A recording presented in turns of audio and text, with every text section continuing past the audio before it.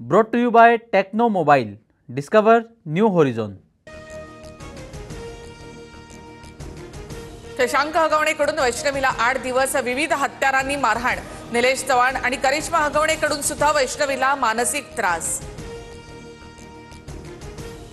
वैष्णवीच्या पती, सासू आणि नणदेला न्यायालयीन कोठडी. लता हगवणे, शशांक आणि करिश्मा हगवणे या तिघांना 14 दिवसांची न्यायालयीन कोठडी. लता हगवणे, करिश्मा हगवणे यांच्याकडून जामिनासाठी अर्ज. जालिंदर सुपेकर यांना गृह विभागाचा दणका. नाशिक, संभाजीनगर, नागपूरचा कारागृह उपमहानिरीक्षक पदाचा कार्यभार काढला. 5 ते 6 दिवस माझ्या मुलीला मारहाण. आरोपींच्या वकिलांचं बोलणं चुकीचं. माझी मुलगी गेली, आता तिच्यावर शिंतोडे उडवू नका. कसपटे कुटुंबियांना अश्रू अनावर. हगवणेच्या वकिलांवर गुन्हा दाखल असल्याचं समोर. सरकारी वकिलाची कॉलर पकडून मारहाण केल्याचा विपुल दुशिंग याच्यावर आरोप. अजित पवार आणि शिंदे दोघेही संवादामध्ये चांगले नाहीत. एक्सप्रेस अड्डा कार्यक्रमात मुख्यमंत्री फडणवीसांचं वक्तव्य.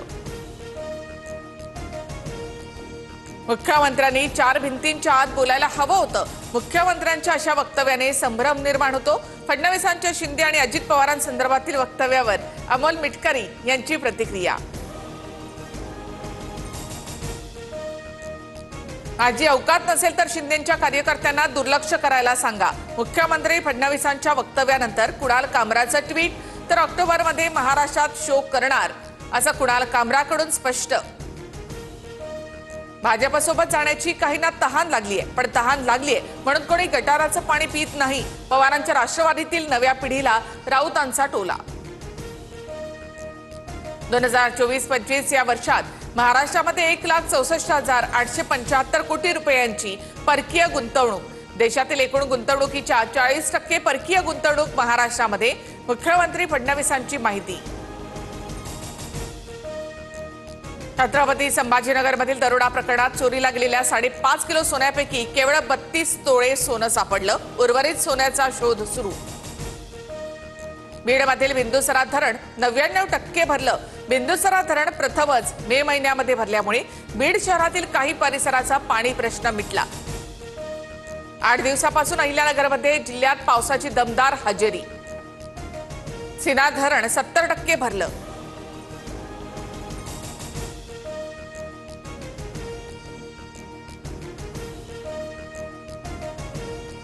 धाराशिव जिल्ह्यामधील कळंब शहरामधून वाहणारी मांजरा नदी दुथडी भरून वाहू लागली.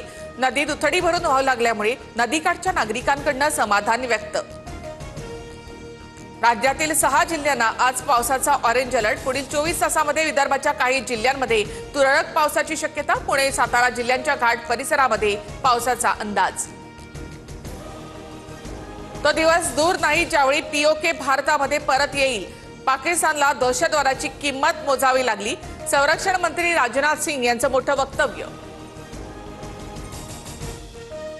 भारताने आमच्या अनेक राज्यांमध्ये ब्रह्मोस लागले. पाकचा पंतप्रधान शहबाज शरीफ याची जाहीर कबुली. बंगाल पाकिस्तानच्या कराची विमानतळावर पाणीबाणी. कराची सारख्या प्रमुख विमानतळावर पाणी नसल्यानं संताप. पाकिस्तानी अभिनेत्री हिना बायत आक्रमक. कुटुंबासोबत बोलण्याची परवानगी मिळावी तहूर राणाची याचिका. तर तहूर राणाच्या याचिकेवर उत्तर देण्याबाबत तिहार जेल प्रशासन आणि एनआयएला नोटीस. नक्षलवादी कुंजम हिडमाला अटक. ओडिशा पोलिसांची मोठी कारवाई. हिडमाकडून AK-47 रायफल आणि 35 काडतूस जप्त. देशभरात 1300 कोरोना रुग्ण.